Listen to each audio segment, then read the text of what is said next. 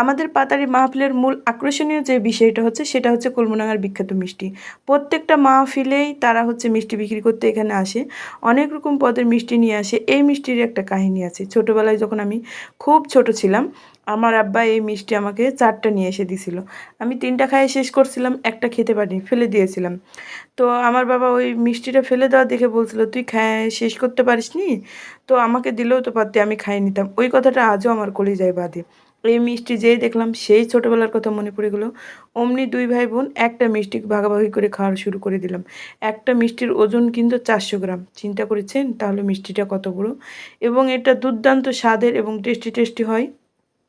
খুব মজাদার। একটা খেলে বারবার খেতে মন চায়। এত বড় যে একটা মিষ্টি, তারপরও মনে হচ্ছে যে আরও মিষ্টি খাই, আরও মিষ্টি খাই। যদিও আমার মিষ্টি খুব একটা পছন্দ না, তারপরও এই মিষ্টি দেখলে লোভ লেগে যাবে। যে কারো লোভ লেগে যাবে। যাই হোক, মিষ্টি খাওয়া শেষ। অবশেষে আমি মিষ্টিগুলো দেখাচ্ছি। এই ডাবুর থেকেও বড় মিষ্টিটা। দেখতেই পাচ্ছেন কত বড় বড় মিষ্টি। একটা মিষ্টির সাইজ মনে হচ্ছে যে কি বলবো গাইস, বলার আর কোনো ভাষা নাই। তো কার এই মিষ্টি, কারা মিষ্টি খেতে পছন্দ করেন এবং বিখ্যাত এলাকার বিখ্যাত খাবার খেতে পছন্দ করেন, কমেন্টে জানাতে ভুলবেন না। আল্লাহ হাফেজ।